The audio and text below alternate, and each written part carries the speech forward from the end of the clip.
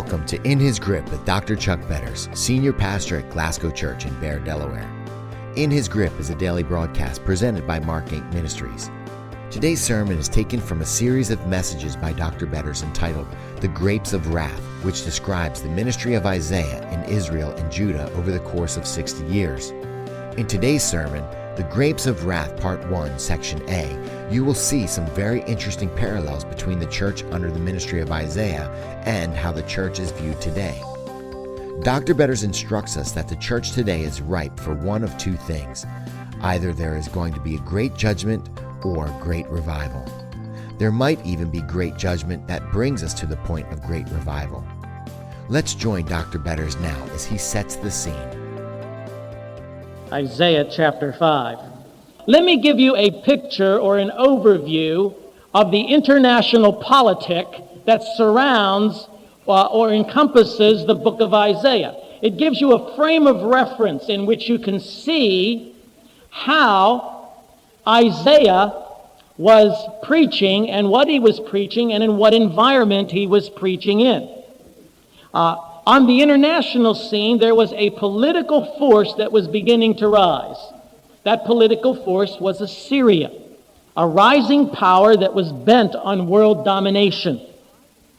Now, under Tiglath, a very interesting character of history, who reigned from about 747 to 727 BC, Assyria was rebuilt. He won the support of Babylon and marched west, bringing Israel in the north into tribute, with his sights set on Judah in the south. So you have this power-hungry, this warmongering political leader of Assyria teaming up with Babylon that had been weakened by that time and bent on the destruction of both states of Israel, that is, Israel in the north and Judah in the south. Now his son would besiege Samaria in the north for 3 years and severely weaken the northern capital of Israel. Now his successor, a commander who usurped power and usurped authority, ultimately claimed victory over Samaria, and the city itself was destroyed in 722 BC. So you see this rise of world power. His son, Sennacherib, then invaded Judah in the south. The northern tribe is in captivity. The city has been destroyed, and now the sights are set on the southern state, or Judah, and all of Judah's fortified cities were captured. In his own chronicles, he wrote of King Hezekiah, who was the king of Judah in the south. He said, or Sennacherib said, Hezekiah, the Jew, a prisoner in Jerusalem, his royal residence like a bird in a cage. So here was Hezekiah and the people of Judah in the south, literally surrounded by Sennacherib, with his sights set on the destruction of the holy city, Jerusalem. But he could not take Jerusalem. And the reason he could not take Jerusalem was because God intervened. The angel of death descended, and 185,000 Assyrian soldiers died at the hands of the angel of death. He was forced then to retreat back to his city, which was Nineveh. And it is under that kind of a cloud that the ministry of Isaiah can be seen. Well, now let's move from the international scene to the domestic scene. What was going on inside of Judah? Early on, there's great prosperity. As the book of Isaiah opens, there's great prosperity, especially in the north, and equal prosperity in the south. Isaiah began his ministry mostly to the events and the kings of the southern kingdom. So when you read Isaiah, the book of Isaiah, he primarily is ministering in the south. The northern tribes of Israel, there are other prophets that are there. You'll see that he's a contemporary of Amos and Hosea and Micah. The four of them were prophets together, ministering both to the southern tribes and to the northern tribes. Now, as you go through the book of Isaiah, you're going to see there's a great distinction between his early ministry and his later ministry. During the early years, Israel is enjoying peace and prosperity. During the later years, they are virtually in exile. His preaching ministry spans nearly 60 years. Early on, there's great wealth, great prosperity, great social stability, along with some very strong faith. But later, as you see the book unfold, Judah is in decay. Judah is being oppressed. Judah is experiencing poverty. Now, after King Uzziah's death, under King Ahaz, things began to greatly deteriorate. Hold your place there in Isaiah chapter 5, by the way, and go back to 2 Kings chapter 15. Let's get a picture of the church and the state of the church just prior to its demise. 2 Kings chapter 15. I've entitled this message, The Grapes of Wrath. And you're going to see that there are some very interesting parallels between the setting of the church under the reign or under the ministry of Isaiah and the way in which the church appears today. I think we are ripe for judgment. I think the church is ripe for two things to happen. Either there's going to be great judgment or there's going to be great revival. And there may be great judgment that brings us to the point of great revival. But I believe the church is ripe because the conditions are very similar to what we see happening in the book of Isaiah. But let's look at the description in 2 Kings chapter 15. Azariah, that's another name for Uzziah. That's the last king, or the first king, or the king who died, and then Isaiah's call to the ministry takes place right upon his death. Azariah, or Uzziah, son of Amaziah, king of Judah, began to reign. He was 16 years old when he became the king. And he reigned in Jerusalem 52 years. His mother's name was Jechaliah. She was from Jerusalem. Now watch this. He did what was right in the eyes of the Lord. Isn't that a wonderful thing to say about somebody? Just as his father Amaziah had done. The high places, double underline this, the high places, however, were not removed. The people continued to offer sacrifices and burnt incense there. Now, isn't it interesting in that verse? It tells us that he did what was right in the eyes of the Lord, except. And it's underlined for us. It's almost as though it jumps out of the pages. It sets the stage for what was to follow. Here was a man who basically led the people of God the right way. However, he allowed little pieces of compromise, little deterioration of his value system, drifting away from the laws and precepts of God to affect the way in which future generations would have to live. So he wasn't concerned so much with what his children and his children's children were going to experience as much as he was what he was experiencing. So the stage is now set for something very dramatic to happen. Now, he fought some very successful battles against the Philistines. He developed a well-trained army. He built towers to strengthen the walls of Jerusalem.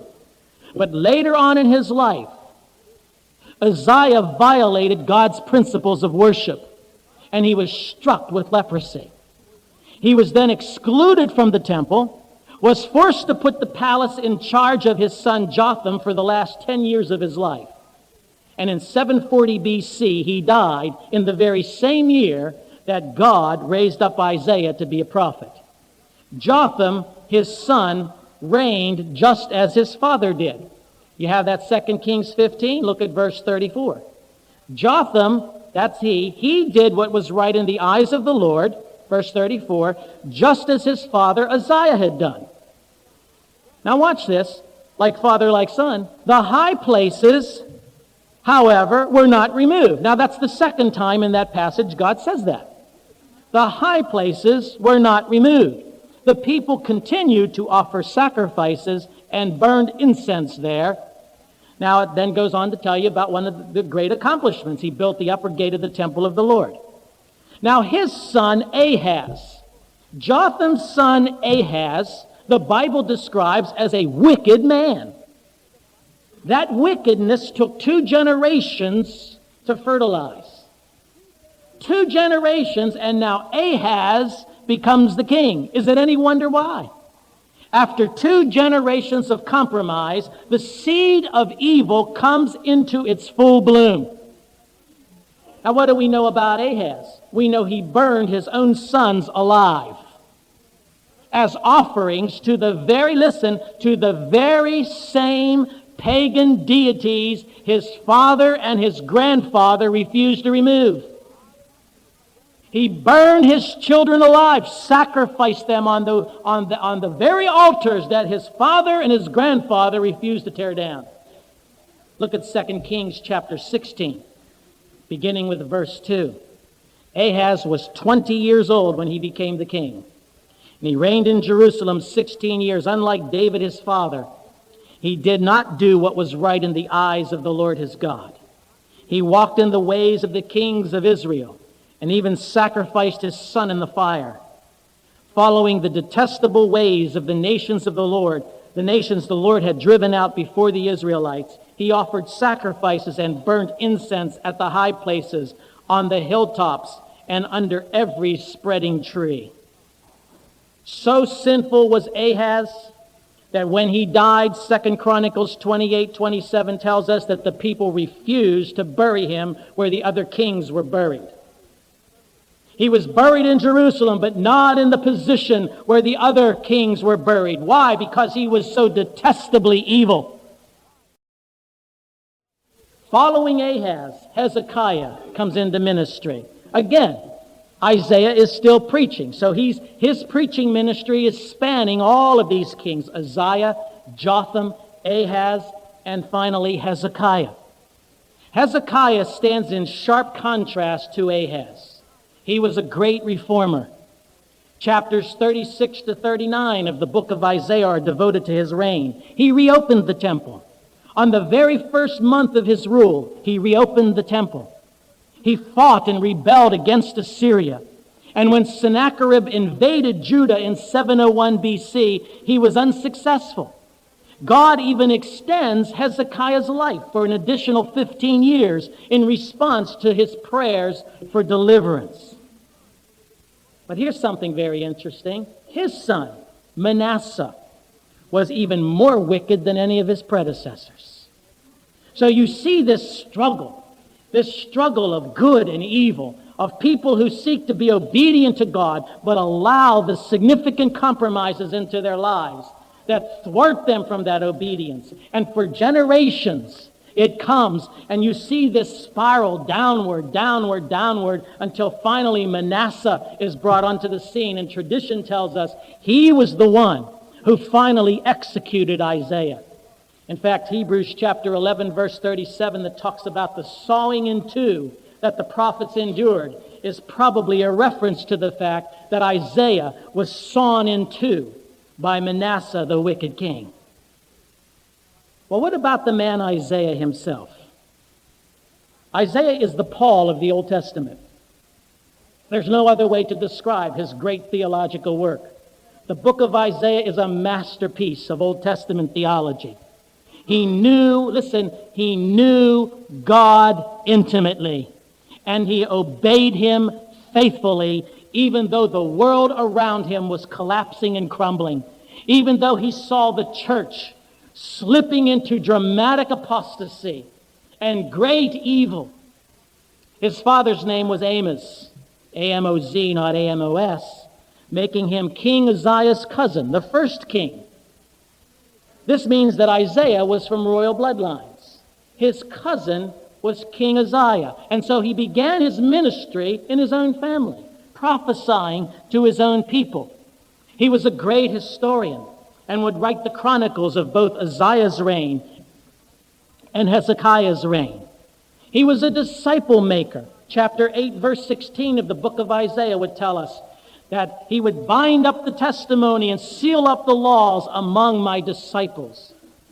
In spite of the very busy schedule that he kept, prophesying up and down the land of Judah, he significantly made an impact on the lives of other people, his disciples. He was married with 2 children, and his wife was also a prophetess. We know that from Isaiah chapter 8 and verse 3. His sons' names give us clues as to what the message of his book would be. The first son he names Shear Jashub, which means a remnant shall return. Now here's a picture of a people destroyed, all but a remnant. And that remnant shall return. The heartbeat of Isaiah's message would be the grace of God. That God, who could utterly destroy Judah, chose to bring them into judgment and captivity, and in so doing would preserve a remnant. He names his firstborn son, a remnant shall return. His second son's name was much more complicated, in fact, too complicated for me to pronounce here, but it means quick to plunder and swift to spoil. Now here's a picture of a two-sided God. A remnant shall return, quick to plunder and swift to spoil, judgment and grace, judgment and grace. And that's the message of the book of Isaiah. Both of these themes will become evident in the book. The judgment of God and the preservation of a remnant, the triumph of grace. Well, how's the book divided? Well, the book's divided two ways. Chapters 1 through 39, and then chapters 40 through 66. In fact, so distinctive is that division that it has caused some scholars to say, well, Isaiah didn't write the whole book. He wrote only the first half of the book. Somebody else wrote the second half of the book. But you see, in chapters 1 through 39, we have warnings before Israel goes into exile, and the sequence of history that led to Israel's eventual exile and captivity. But then when you come to chapters 40 to 66, you have some very interesting things taking place. The prophet is looking down through heaven's telescope. He sees in chapters 40 through 55 the immediate return of the people of God. So years later, probably 40, 50 years later, the people who were returning from exile would read the prophecies, the later prophecies of Isaiah, and would receive great comfort from the promises of God. But then the book takes that telescope a little bit further. It not only looks at the immediate return of Israel from their captivity, but chapters 55 through the end of the book are what I call the eschaton. The eschaton is that section of prophecy where Isaiah peers all the way down to the end, all the way down to events that we haven't even seen yet, all the way down to the day of the Lord. So what you have in this great prophecy is a man with his eyes not only on the immediate situation that he was dealing with, but the situation of a generation to come, and the situation that you and I will have to face someday. That is why there is so many great parallels in the book of Isaiah when we understand what happened to them in light of what we believe will happen to us. Learn these lessons. Now, go back to Isaiah chapter 5, which is where we need to be. Isaiah chapter 5, beginning with verse 4. Isaiah chapter 5, beginning with verse 4. Now, one thing we know, that the vineyard or the vine was a picture of Israel. In Isaiah chapter 5, the prophet comes together for the purpose of singing a song. The first 7 verses of Isaiah 5 are in song format. He says, verse 1, I will sing for the one I love, a song about his vineyard. Now you're sitting in the congregation. The prophet stands up and says, I'm going to sing a song. You've just brought in all of your grapes. It's the Feast of Tabernacles. It's a time of celebration. I'm sure there were people sitting there saying, amen, sing it. I'm going to sing a song for the one I love, a song about his vineyard. That is, about his church. I am going to sing a song about his church. And he says in verse 1, my loved one had a vineyard on a fertile hillside. My loved one had a vineyard on a fertile hillside. Now, of course, the loved one is God. The vineyard is his people, his church. The hillside is where he has planted them in the world. My loved one had a vineyard on a fertile hillside. He dug it up, he cleared it of stones, he planted it with the choicest vines. He built a watchtower in it and cut out a wine press as well. Then he looked for a crop of good grapes, but it yielded only bad fruit. This song begins the grimmest section of this preface to the book of Isaiah, showing the inevitability of God's judgment to come. In chapter 1 and verse 8, you don't have to turn to it, the vineyard is a metaphor, and it is introduced to show us a remnant that God has preserved. But when you come to chapters 3 and chapter 4, we read that the vineyard has been spoiled. An enemy has come in and spoiled the vineyard. Yet God intervened to pass judgment on its behalf and against the spoilers. Now, however, the vineyard is beyond repair. This is a grim, hopeless section of total destruction that God announces upon his people. Even God himself asks a rhetorical question that shows us the desperateness of the situation. Look at verse 4. What more could have been done for my vineyard? You see, now the loved one is talking. Than I have done for it. When I looked for good grapes, why did it yield only bad? You know, when you read chapter 1, go back to chapter 1 of Isaiah. When you read chapter 1, as you're going through the book, you see sin blighted Israel's national life. Yet there was still hope. Even though there was sin in the midst of the people, there was hope. Look at verses 26 and 27. Here's the hope. I will restore your judges as in days of old, your counselors as at the beginning. Afterward, you will be called the city of righteousness, the faithful city. Zion will be redeemed with justice, her penitent ones with righteousness. There's hope amidst judgment. There's hope, a hope for revival, a hope for renewal. When you come to chapters 2, 3, and 4, sin marred life's highest purposes for Israel. Yet offered to them was cleansing and a new creation. Look at chapter 4, verses 2 to 6. Even though their nation had been blighted, even though sin had marred their highest purposes, he says in verse 2 of chapter 4, in that day, the branch of the Lord will be beautiful and glorious. Sometimes I feel like we're reading today's headlines in the scriptures. And I realize that if we don't learn from history, we are doomed to repeat it. As we start this new series, The Grapes of Wrath, I hope you are prayerfully considering how your own life decisions are impacting your children and grandchildren. I'm Sharon Betters, Chuck's wife, and I'm really glad you tuned in today.